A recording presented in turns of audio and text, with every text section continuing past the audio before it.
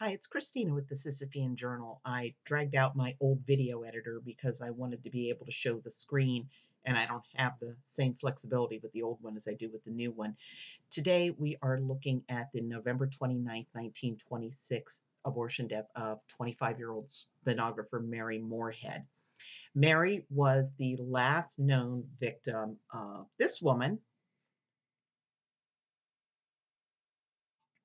Yeah, clear that. I'm only just now learning to use it. This woman, Dr. Lucy Hagenow.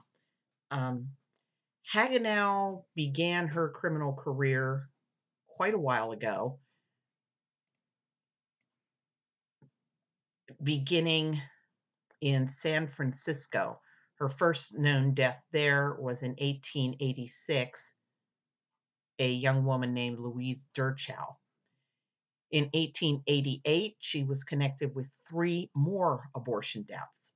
So Hagenow decided to kept prosecuting her again and again and again, no matter how often they got a hung jury. They were determined to try to put this woman in prison. Well, after Hagenow relocated to Chicago, she was associated with two abortion deaths in 1892, another one in 1896, one in 1899, one in 1905, 1906, and 1907. Now, Annie Horvitich, after that conviction, Hagenow went to prison for quite a while. When she came out, she made up for lost time, and she was associated with the deaths of Lottie Lowy, Nina Pierce, Jean Cohen, Bridget Masterson, and Elizabeth Welter. And this is the new information, the People versus Hagenow. If you go, you can click on that and you can see the documents about her appeal. Hagenow claimed that Mary had come to her office on November 5th of 1926, giving her name as Margaret Sullivan. She said she examined Mary, who had a foul-smelling vaginal discharge, and she concluded that Mary's unborn baby was probably dead. So she said she packed Mary's vagina with antiseptic-soaked cotton ball and sent her home, telling Mary she'd come by the next day with another doctor. If that doctor concurred that the baby's dead, Hagenow would get yet another doctor to come perform an operation to remove the dead baby. Hagenow said that Mary paid her $50 in advance for the promised care and left. But when she went to the address that Margaret Sullivan had provided, she found only a vacant lot. And she said that was the last known of the woman until she was arrested for Mary's death, which all seems like a kind of lame story to me. I mean, if Mary was in such bad shape and not involved in any criminal activity, she certainly would not have given Hagenow a phony address. Now, the prosecution asserted that several police officers had been present when Mary was about to undergo surgery in an attempt to save her life. And with Hagenow present, Mary told the police that Hagenow had used instruments on her to perpetrate an abortion at her office on November 5th. A Dr. Charles H. Pfeiffer testified that on November 7th, he saw Mary at her home. It seems a bit weird, too. He wasn't an obstetrician, so that might have been why he was trying to kind of bail on this situation.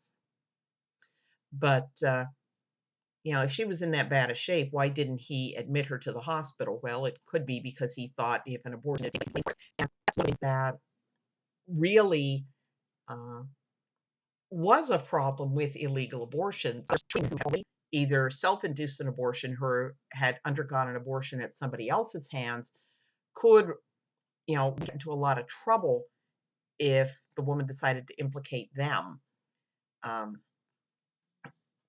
so that always leaves kind of a area for doctors, and that's something when Roe versus Wade finally crumbles to the ground and states are once again able to protect these babies, we need to find a way to make sure that innocent doctors who are just trying to provide care are protected, that they aren't the ones getting the blame for this. Now, next time Dr. Pfeiffer saw Mary, it was at Illinois Central Hospital on November 12th. She was clearly no longer pregnant and she was suffering from septicemia. I've been unable to find out anything about what happened in the middle because the only court document I have is about her appeal. I don't have the original case. Lucy Hagenow was convicted of murder by abortion for Mary's death and sentenced to 14 years at Joliet Penitentiary. but she was able to get her conviction overturned by the Illinois Supreme Court. And that's this link down here is relating to her appeal. Um, however, um, when they ordered the new trial, the judge noted that there was no new evidence and he dismissed the case, telling Hagenow, "You had better make your peace with God, Lucy Hagenow. I do not think your months on earth are many." And as one reporter said, she muttered something that nobody could hear and shambled laboriously from the room. Hagenow died, I believe, in 1933. She managed to stay out of trouble for those few years. So, here's a case where I was really shocked because I had believed, like many pro-lifers, that when abortion was illegal, quacks would be slapped into prison and be made to pay for their crimes. But as we can see in the case of Lucy Hagenow, there were often